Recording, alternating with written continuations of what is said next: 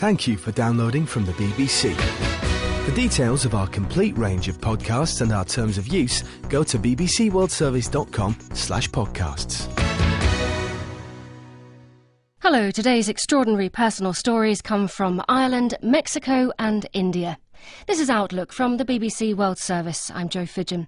On today's programme, three sisters talk frankly about the abuse they suffered at the hands of their father. We'll hear from an Englishman who uncovered a family secret in Mexico, and from a man whose facial hair has earned him a place in the record book.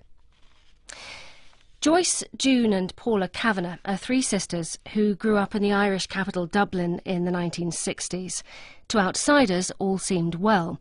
The family was better off than most in the neighbourhood. Their parents ran a shop and had a large, sprawling house. But throughout their childhoods, the girls were sexually abused by their father. None of the sisters spoke about it and for many years didn't realise they were all going through the same thing. But in 1989, they made the decision to bring charges against their father, and he was convicted and imprisoned. The sisters have now written a book about their experience and how they've managed to deal with it. Paula began by telling me about their father's controlling behaviour. His form of abuse was done so that everybody felt that they had no one to turn to. You were completely on your own. You also believed that it was actually only happening to you. And if it was only happening to you, then there had to be something wrong with you. And because my father was constantly telling us how stupid we were and how thick we were, that just kind of makes you feel that you are actually on your own. How did he manage to keep it secret, Joyce? My mum was English, and I know what he told us was that, if she ever found out, she would leave us. And the idea of her leaving and going to another country where we'd never see her again was enough fright for a very young child. And that just stayed with us throughout our lives, that she would leave us. How was your mother treated by your father? Mum was very, very quiet. She was a lady. She never spoke. She didn't share. We knew very, very little about her. It was only in later life we actually found out things about her, where she was from, or never spoke about herself. And she worked all of the time. This is Paula here. He did with my mother exactly what he did with us, and I think this is the same in any home where there's an abuser. He isolated my mother as much as he did us, and he undermined her and told her that she couldn't do anything without him. So she was totally dependent on him, and she had 10 children. So I think for my mother, she would only have allowed herself to see whatever she would have been able to deal with. And it's like anything that's happening. If you really don't want to see something, you don't. You ignore all the signs and all the signals. So it's not that she was totally unaware that there was something going on. She wouldn't have known what it was because she wouldn't have wanted to. So your father really was the controlling influence in this house? Yeah. Absolutely. Controlled everything. Joyce, you're the oldest of the three. Yeah. When did he start abusing you? It was before my communion. I was about 6 years of age. He would have done a lot of grooming before then, but at 6 years of age he explained to me that there was a skin he had to break, and once he broke the skin it wouldn't hurt me anymore and I wouldn't be crying, and that when he did it he would buy me a bike, and in order to do it he was going to give me a sleeping tablet which would allow me to be asleep while he did what he had to do.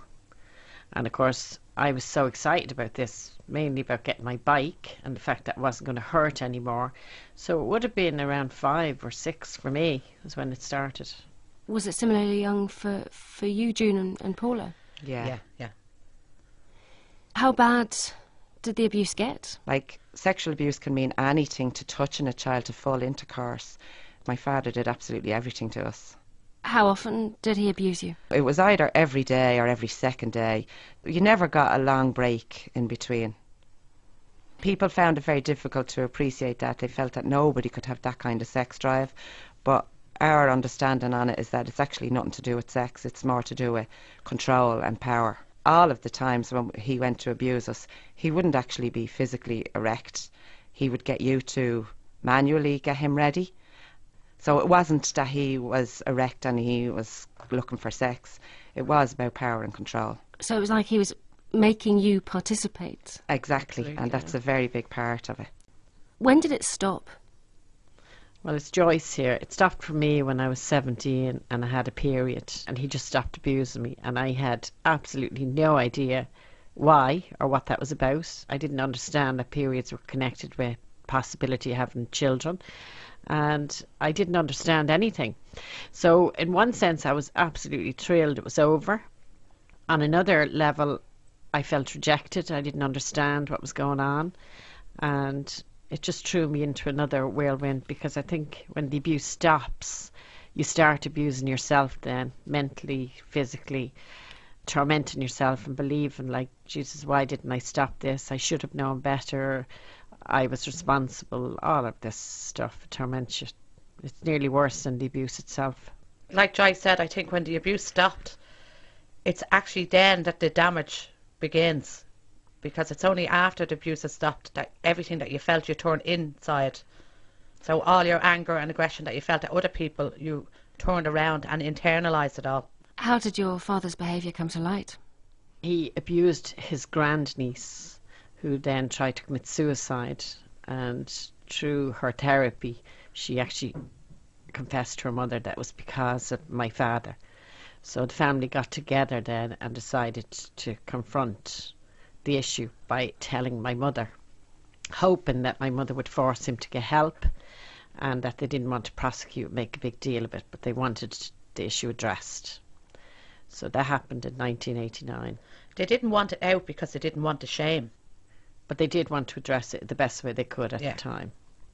So the first route you took was to try to get him psychiatric care. My father signed himself into a psychiatric institute because my older brother had told him that we were talking to the police, and if he signed himself in, the police couldn't touch him. That was the only reason he did that. Yeah, June here. All the while he just thought this was going to blow over, that everything would calm down and he could come back home again. You decided that you did have to get the police involved eventually. How difficult a decision was that? It's Paula here again. We really didn't know what to do, and the psychiatrist in the hospital told us that because he had voluntarily signed himself in, he could sign himself out at any time he liked, which he did. And when he got out then, he went to a local priest in another community just up the road from us, who got him a job teaching arts and crafts in a local community school. And that was actually what made us make the final decision to prosecute. The fact that he had proximity to children again? Yes, with the priest knowing what he was being accused of. How did you feel when he went to prison? I felt sorry for him. My heart was breaking for him. I couldn't imagine how he'd survive. I thought he was going to be battered, and at the time I cared. But it was so emotional. It was like the pinnacle of your life, finally, for somebody to listen to us over him and believe us. I was just crying uncontrollably from the instant I entered the courtroom. It was just incredible. Hard to explain. Joyce, did you have similarly complex feelings towards your father? It's very, very complex. I didn't want him to suffer, but I didn't want anyone else to suffer at his hands. I didn't like the idea of him going to prison, but at the same time I did like the idea of the world being safe. And like June, I would have had the fears that because of the crime he's committed that he would be battered. And then we took great comfort in knowing that he was sent to a prison that was specifically for sex abusers, so at least they were all the same. So there was something there that we didn't want to harm him. Regardless of anything else, he was our father. And as a child, we needed a parent. And even though we were older at the time, we were still children trapped in adult bodies. Paula, how did you feel about your father? I didn't suffer with what they suffered with, I can tell you. I was delighted. And to be honest, it wasn't about him going to jail. Actually, it had nothing to do with that. I just didn't want him home because I was still living in the family home. So my only thing was he was never coming back. And I didn't care if he got battered or killed. I had absolutely none of those conflicting emotions at the time. That's not to say I didn't go through them afterwards, because I did. But on the day of the court case, I couldn't have cared less who killed him. Your father spent just 5 years in jail. Yeah, I got out for good behaviour. Did you feel that justice had been done? Yes, it wasn't about the sentence. It was about the fact that we were believed, somebody did listen to us, and that he was in prison. Doesn't matter if it was a day or a year. the time didn't seem to matter at the time. It was actually about being believed. Somebody heard us, and especially being believed over him, because we didn't think that was possible even at that stage. Your father died a year after being released. Did you go to his funeral? Oh, God. Paula did, the one that has no problem. And I know after what I whatsoever. just said, that sounds really strange. So, Paula, you weren't upset when he went to jail, but you were the only one to go to his funeral. I know. But I think the day of his funeral, I wanted to go. I still wanted him to love me. And I wanted him to see that June and Joyce, who he did love, couldn't be bothered to turn up to his funeral. But I did. I wanted his approval, even though he had done what he did. It's very hard to explain when it's your father. If your parents don't love you, it leaves you in a very strange position when you're trying to make relationships outside of that. How easy have you found it to trust people? Not really easy, June here. We trust each other now, and that trust has grown and developed through the process of the book, because even that needed work. Outside of that, there are very few people come into our circle. We are very sociable, believe it or not. We've lots of acquaintances, lots of people we love and care about.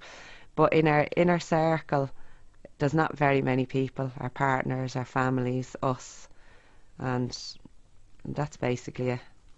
You all sound very resilient. You know, you seem to laugh a lot in unexpected places. I mean, what is it about you that's pulled you through, do you think? Humour has played a huge part, learning to actually laugh at ourselves and laugh at what happened to us. And we have a lot to laugh at. Yeah. So that really, really helped. And I suppose the fact that, you know, we weren't in a situation where one sibling was fighting the other and there was a disbelief, like everybody believed in the house, which helped. Which meant then when we were going through therapy, counselling, the court case, everything, we had each other.